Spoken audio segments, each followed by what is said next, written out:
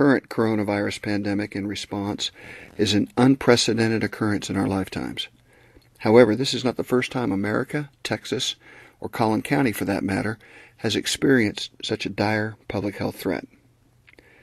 This episode of Our Duty to Remember is dedicated to reminding the public and our government leaders of the past Spanish flu pandemic of 1918, its impact on society, and the lessons that can be gleaned from that time in our past. Let's briefly set the stage of the events that led to this great public health pandemic and see what lessons can be learned from our response. European nations began fighting what would ultimately be defined as the Great War in Europe in 1914. Regardless of our neutrality, Germany repeatedly attacked American merchant vessels, taking many American lives. In January 1917, British intelligence intercepted the Zimmermann telegram sent by the German Secretary of Foreign Affairs to the President of Mexico, proposing a military alliance with Mexico to help them recover territory of several southwestern states, including Texas. Fresh from completing a military punitive expedition to capture the Mexican outlaw Pancho Villa, America could not stay neutral any longer and declared war on Germany in April 1917. America was woefully unprepared to enter the Great War and immediately began the construction of training camps throughout Texas and other states. The national draft was implemented, and the modern army of today was formed by creating the regular army, the National Army, which is now the Army Reserves, and the National Guard. Over the span of a few months, Texas formed two Army divisions. The 90th, known as the Texas-Oklahoma Division, which was part of the National Army, and the 36th Division, which became part of the National Guard. Overnight, training camps were built in large tent cities housing tens of thousands of men throughout Texas. A few of those notable sites were Camp Bowie in Fort Worth, Camp MacArthur in Waco, Fort Sam Houston in San Antonio. Even Love Field in Dallas was built as a location to train pilots for the fledgling air service that would ultimately evolve into the modern-day United States Air Force. In the haste to construct and train soldiers, some things were overlooked, such as sanitation and hygiene. Collin County mobilized men for the draft who gathered in mass on the courthouse square in downtown McKinney. Patriots, all answering their nation's call.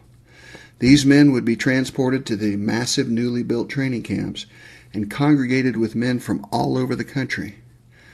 Men from small agrarian communities, rarely exposed to viruses, intermingled with folks from urban areas.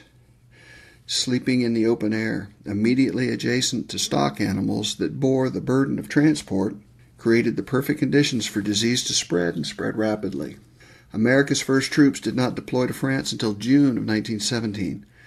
Meanwhile, greater masses of troops were training for war in these crowded camps. In the early winter of 1917, some men from Collin County started to die while in training from illness. The first occurrence of deaths of pneumonia, a common side effect of the flu, began in December, taking the lives of 3 McKinney men: Seaman Apprentice Willie Rucker while in training in Illinois, Private John Emerson while on duty in Nova Scotia, and Sergeant Jephthah "Jep" Allen while on duty at Camp Travis in San Antonio. A few men from Collin County arrived and fought in France in 1917.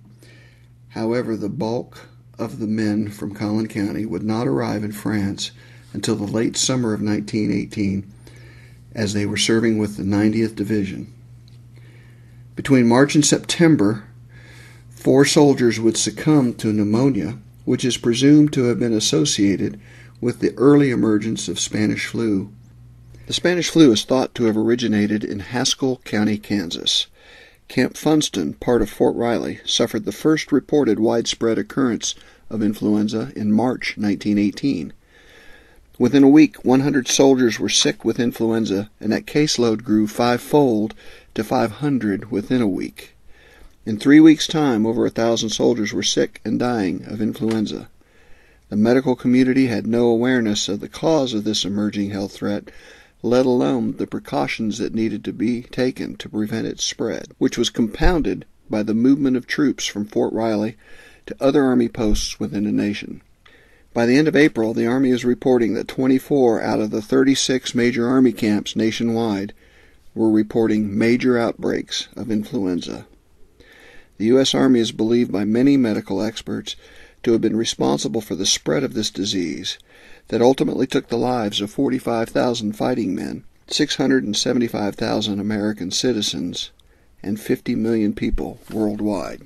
With the exception of Private James Sparkman from Frisco, who lost his life when his troop ship was struck by a German U-boat torpedo off the coast of Scotland in February 1918, combat deaths of the first men from Collin County came from serving in the Battle of Saint-Mihiel, France, in the second week of September.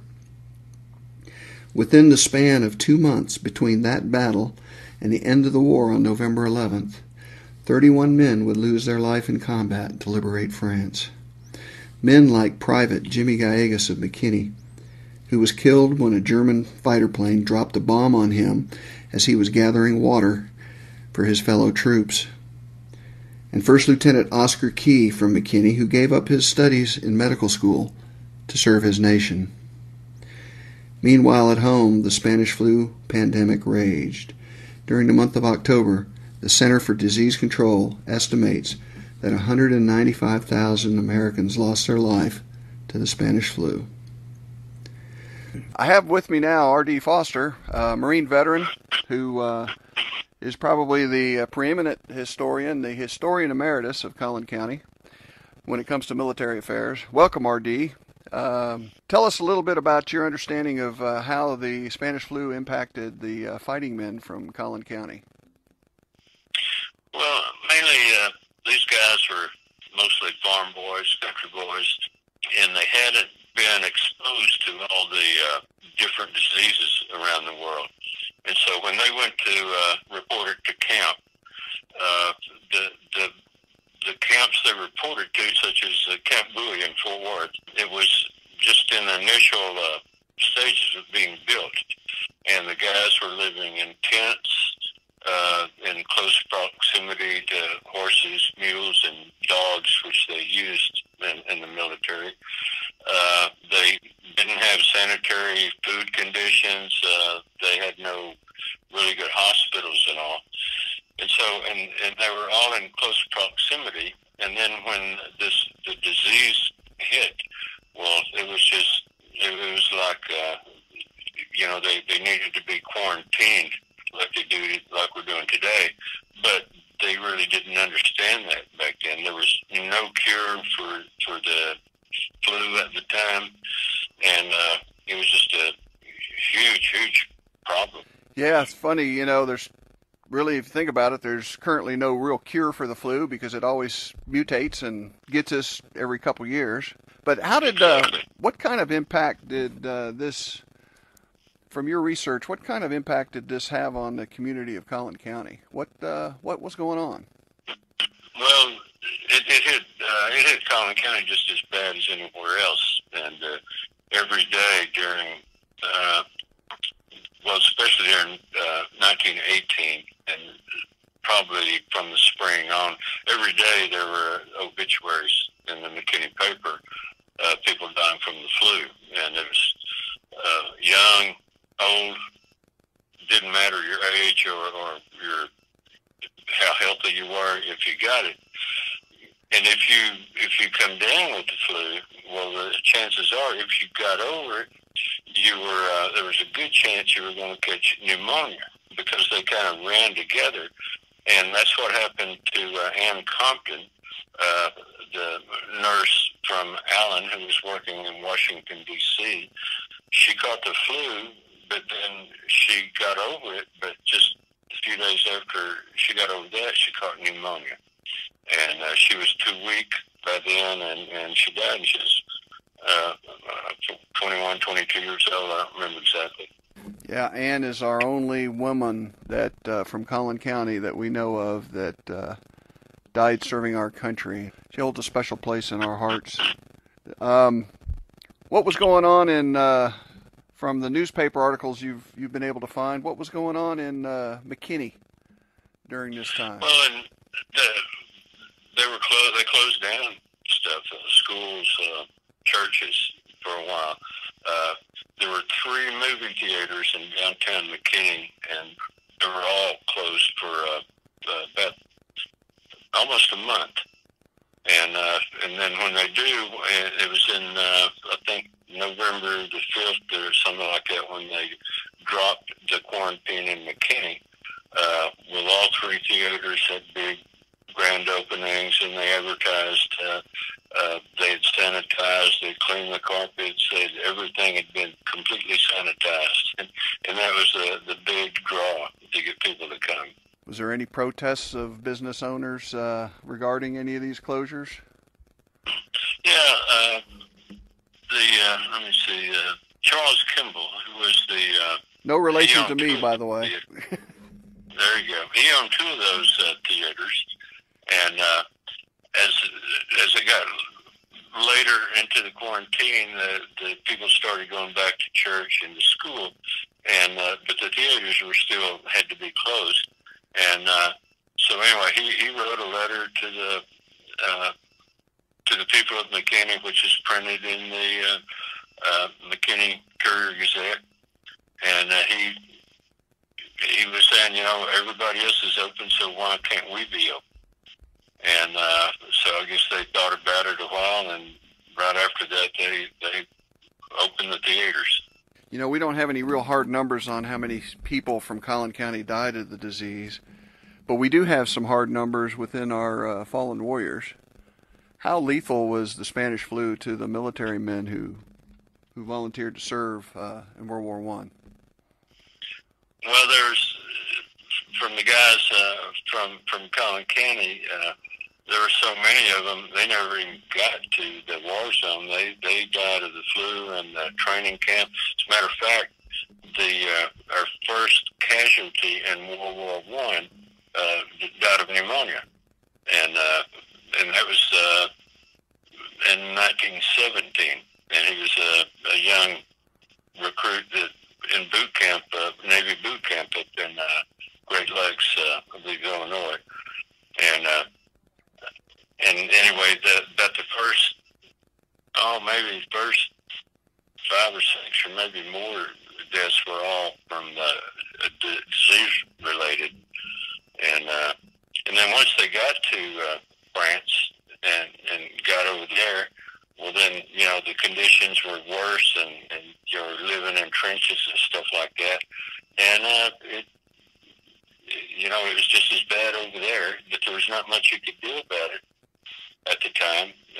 When you're in a combat situation, it's just deal with it. And as it turned out, more people died of the flu than died in actual combat. Yeah, I saw a statistic about 45,000 American fighting men died of the Spanish flu from the Allied American Expeditionary Forces in World War I.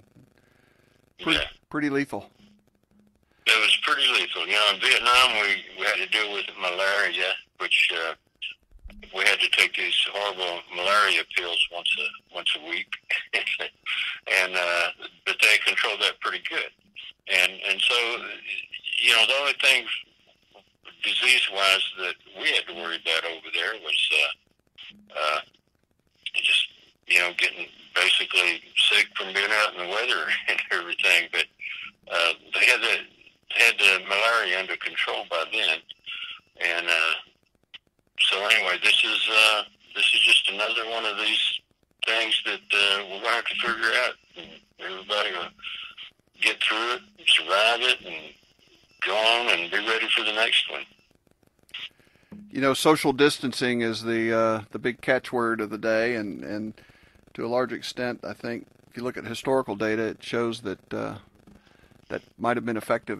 That it was the lack of social distancing, I think, that probably caused the spread. Do you glean the same? Do you kind of get the same message? Oh, absolutely. Yeah. Here it is. My wife and I were at home, and we're 15 days into self-quarantine.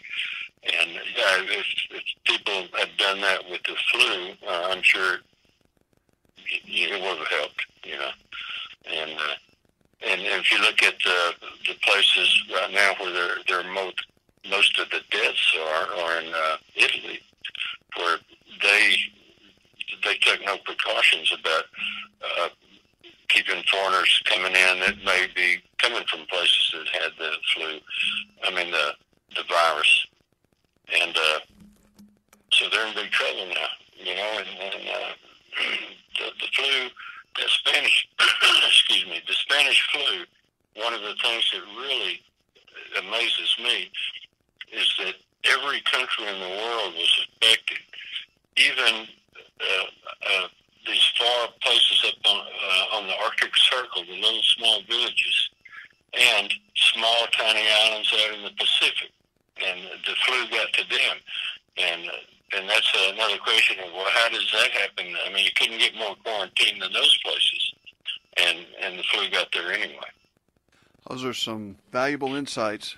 And for the record, RD and I are conducting this interview over the phone. RD and I are both probably in that category of people that should take extraordinary precautions due to our age.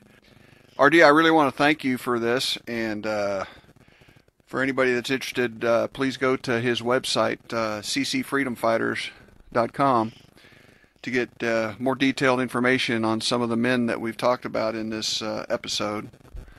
And you're a treasure, RD, for Collin County, and it's a privilege and honor to have the opportunity to interview you. And I wish you and Trina the best of health. Thanks for joining us. Thank you, Collin. The statistical data we have from our fallen warriors of the Great War show that the majority, or 52%, of the deaths that affected our fighting men from Collin County was due to illness. Combat actually only accounted for 43% of our total losses of warriors from Collin County.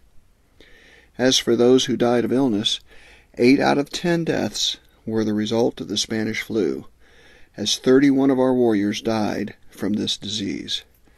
When compared to the 32 men that died from combat trauma, the Spanish flu was virtually as effective as the weapons used by our enemy in that great war. The bitter irony of this pandemic is that it appears to have been spread by the movement of Army troops, and in that sense, it was self-inflicted.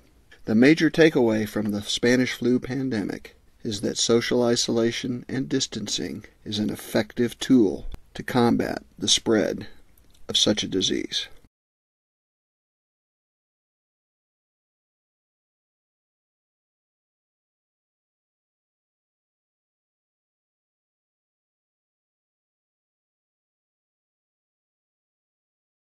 Hello, I'm Colin Kimball with the North Texas Fallen Warrior Portrait Project. Thank you for watching this edition of our Duty to Remember, as we tell the stories of our local and national heroes. If you've enjoyed this presentation, please subscribe and share with your friends as we continue to produce new content. Thank you for watching.